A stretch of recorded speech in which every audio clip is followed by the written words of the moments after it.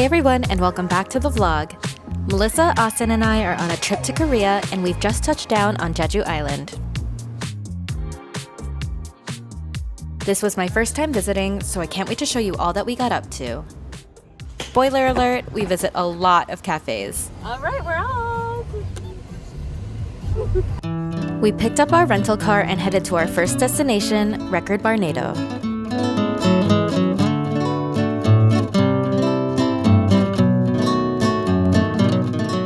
This was our first stop because it was relatively close to the airport and we were able to get there before opening time.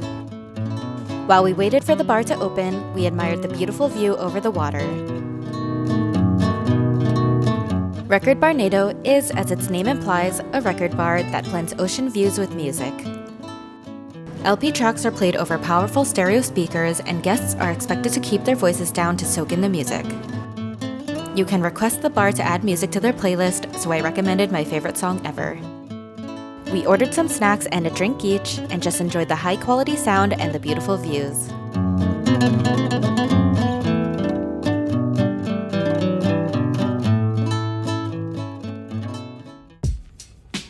To get to our Airbnb, we drove from the north side of the island to the south. The drive was about an hour long, and we got to see the sun starting to set over Jeju. Our Airbnb is the cutest little house in Sagupo. When you enter, you're greeted with this adorable kitchen. On the left, there's a dining room and one bedroom. On the right of the kitchen is the second bedroom. Connected to the back of the kitchen is this huge bathroom. Outside is this beautiful bathtub that is fully functional. During tangerine season, there are typically tangerines on the property which you are allowed to pick. Unfortunately though, we were off season. So we made it to our beautiful Airbnb. It's so cute here and the sun is setting right now. We are going to go find some dinner. I think Austin found a spot that's pretty close by that looks really good. So we're gonna try that out and then we'll probably just head back here and spend the evening settling in. Our first attempt was fully booked, so we're gonna try another one now. Back to Google. Back to Google it is. A quick Google search led us to a highly rated Japanese restaurant named Basak.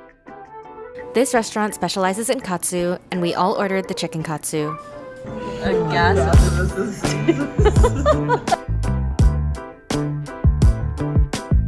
Austin got a side of udon, and we got some croquettes.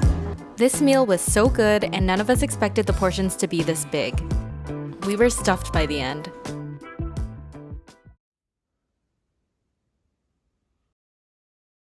Good morning, guys. We all woke up really early this morning and have just been kind of chilling at the Airbnb.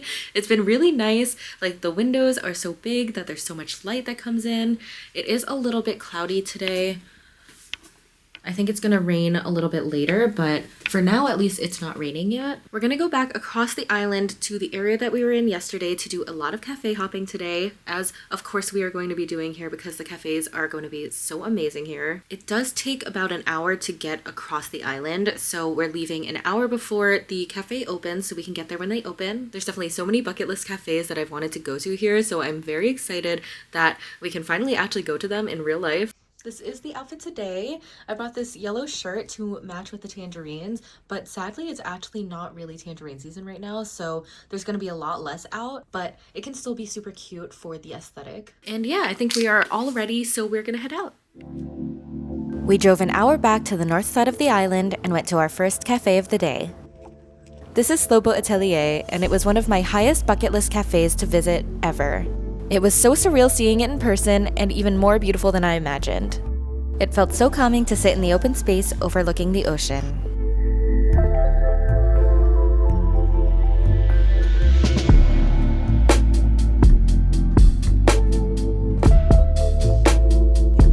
These clouds are looking kind of cray-cray.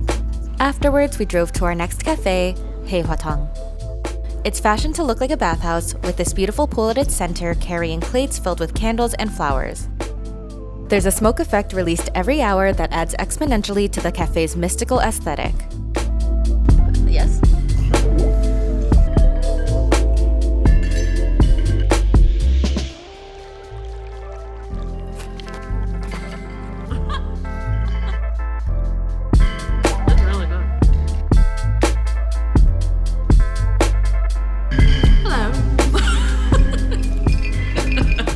cafe was just so freaking pretty that we couldn't stop taking photos of it. The sound of the plates clinking together was also just so calming. We loved this cafe. It was time for a break from cafes, so we headed to a cute shop called Mumu Jeju, just a 20-minute drive away. This adorable gift shop sells a carefully curated collection of Jeju-themed souvenirs, including tangerine-inspired items, stationery, eco bags, pop sockets, key rings, and artisan home goods, each piece celebrating the island's charm.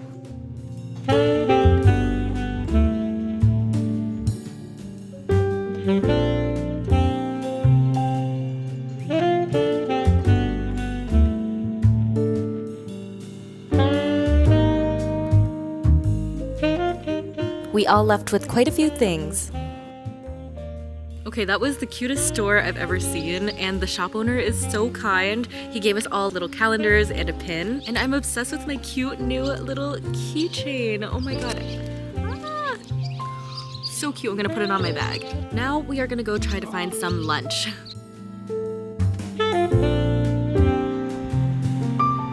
Okay, this spot was closed for the holiday, so we're gonna try another one nearby. We ended up at a Japanese restaurant because it was close by, the menu looked good, and it was open. The meal that followed was actually incredibly delicious and came with so many side dishes. It was also pouring outside while we ate, so it was nice to hide out from the rain for a while.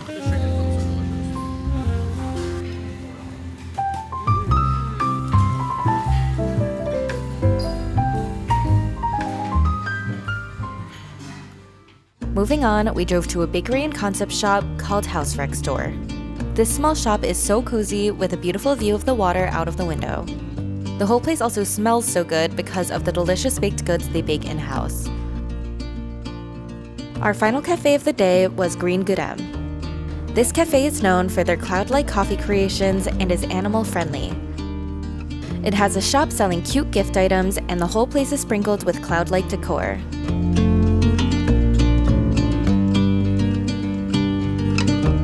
The owners feed the stray cats outside, and I was obsessed with how many showed up. Oh no.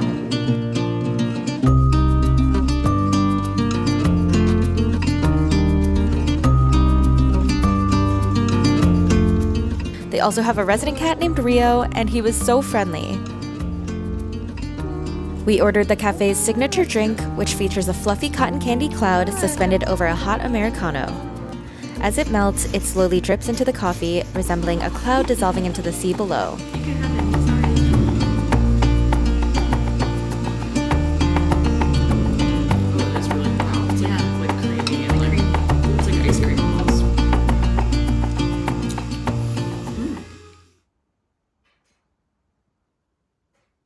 Good morning, everyone. It is another cloudy day today, but it looks like it's not going to rain, so we can probably do a lot more outdoor stuff than we did yesterday. We're of course going to a ton of cafes, but I do have us also going to one of the famous waterfalls here. Sleeping has been a little bit rough here because the beds are pretty uncomfortable, so we all woke up again really early this morning, and it's been kind of nice just to enjoy the morning in the Airbnb. But yeah, I'll show you my outfit real quick and then we're gonna head out. Today I am wearing this dress from Selkie, super cute, very cottagecore vibes, and I'm also wearing this bow that I got in Belgium.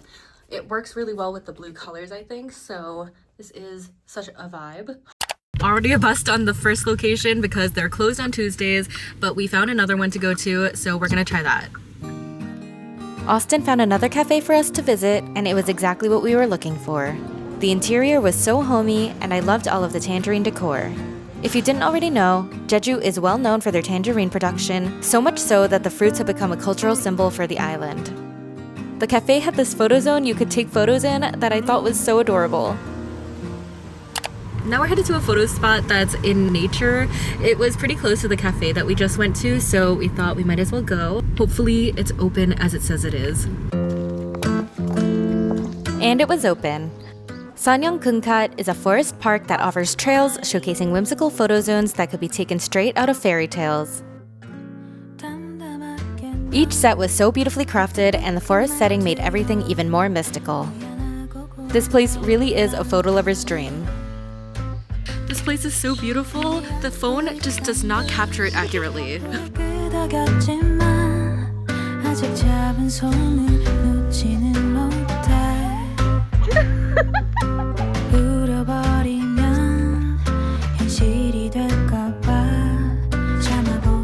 Here are some of the beautiful photos Austin took of me in the park. Back to cafe hopping. Our next stop was Pardar, a rustic cafe built within a renovated residential structure. The inside feels so homey and everything we ordered was delicious.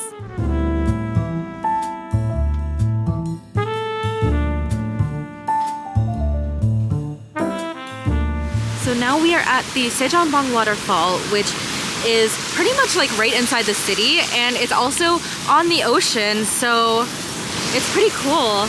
I'm gonna go down a little further to get a good look.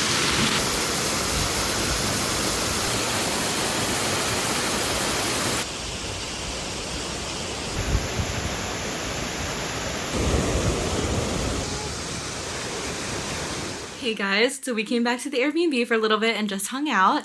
Now it is around 6:30 p.m. so we're gonna head out to dinner. We found a KBBQ spot by the water that does black pork, which is Jeju's specialty. So we're hoping to go there and hopefully we can catch a nice sunset, but we have to head out now, so I will see you there. Okay, update. We're in the car now, and of course every time I put something into Naver, it always says it's not open. So we realize now this is not open on Tuesdays, so we're gonna have to find another option. Okay, we're gonna try the Italian place we were gonna try on the first day. We made it back to Osteria Han, where they luckily had seating for the evening. The interior was so charming with lots of Italian-style decor, and the small space felt so intimate. They started us off with some house-made focaccia, and we ordered the prosciutto con Korean melone salad. Both were incredible. Wait, you say you like arugula? I love arugula. Oh my god, you like a vegetable? Damn. For my entree, I ordered the truffle white ragu pasta, and I was thoroughly impressed with how good this dish was. It had the perfect amount of creaminess without being too heavy, and I could also taste the truffles clearly. Though I know this is not the normal type of food you would expect to get in Jeju, I would absolutely recommend eating here for dinner. Austin got a cheesecake at the Italian restaurant. Oh, and they gave us a candle and now we're gonna light it. To all of our fun trips together. Come on. Very anticlimactic. Somebody blow it out. Yay! To friendship. Time to eat it.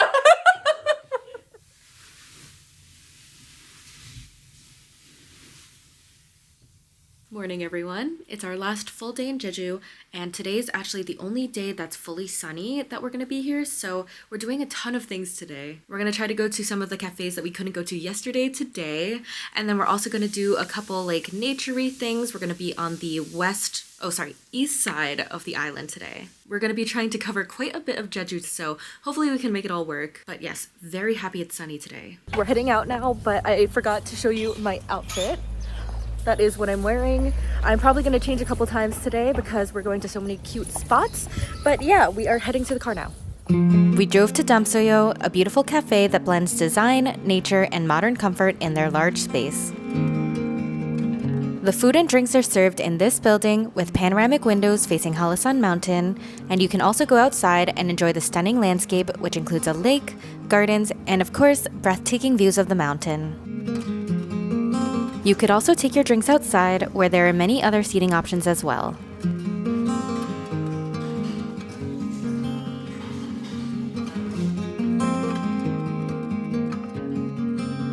For our second cafe of the day, we went to Cafe Gyulkkot Darak. This cafe's name translates to Tangerine Flower Attic, and it's truly the Tangerine Cottagecore Cafe of my dreams. Its backyard has many tangerine trees, and though tangerines were out of season, the cafe still decorated with real ones tied to the trees, along with fake ones. There's a cat.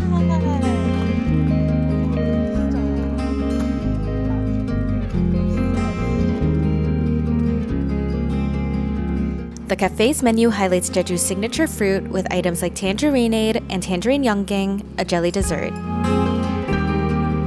We ate in this corner, which was just so incredibly photogenic, and I had to take some photos in the cafe's designated photo zone. Bye, kitty. Goodbye. Okay, now we are at the secret forest. I changed outfit in the car again, and we're gonna head in. The secret forest is a quiet forest full of tall cypresses and seasonal blossoms. It happens to be where the K-drama Welcome to Samdalri was filmed, and though I've never watched that drama myself, I could absolutely feel the K-drama vibes here.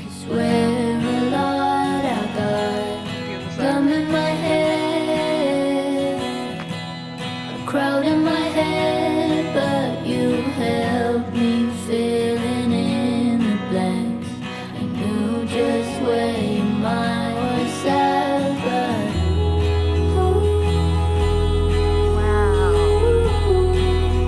guess whatever happens, happens. Now there's an awful lot of guessing.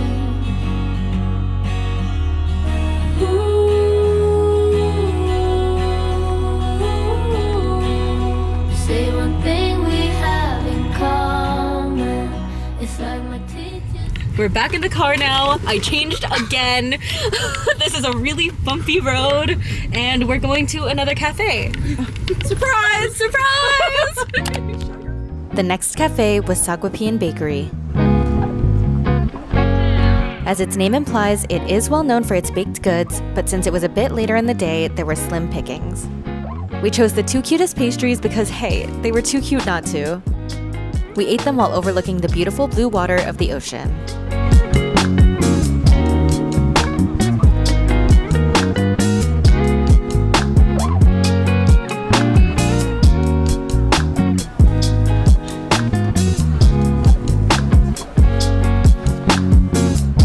Okay, last cafe of the day, I promise. We drove to Orrrn, a stunning sea view cafe inspired by an Orrrn, a volcanic cone found throughout Jeju Island. The cafe's minimalist architecture reflects volcanic hills through bold lines and layered concrete volumes, and the view out towards the water is so serene. Melissa and I ordered the halabang juice, which was made with Jeju halabang and even includes a full fruit on top. A halabang is a hybrid between a tangerine and an orange and is native to Jeju. Wow, that's really refreshing. I also ordered this corn pastry, which tasted like corn. It tastes like corn. And then I ate my halabang that was probably the best whole citrus fruit I've ever had. This is really good. For dinner, we really wanted to try black pork, one of Jeju's specialties. Alright, we tried this spot and it looks like they're closed. After one failed attempt, we ended up at this spot for some KBBQ.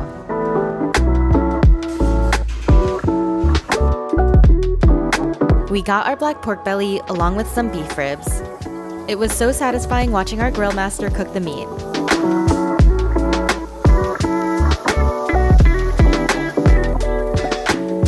I'm not gonna lie, this wasn't my favorite meal, but I am really glad I tried black pork while in Jeju.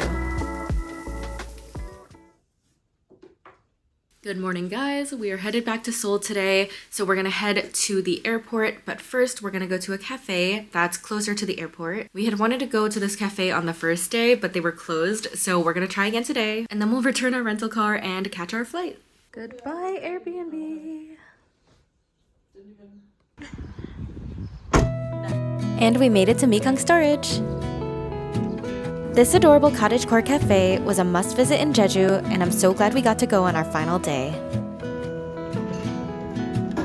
The outdoor area is usually abundant with tangerines when in season, but it was still beautiful regardless. We ordered a beautiful assortment of food and drinks, and everything was delicious.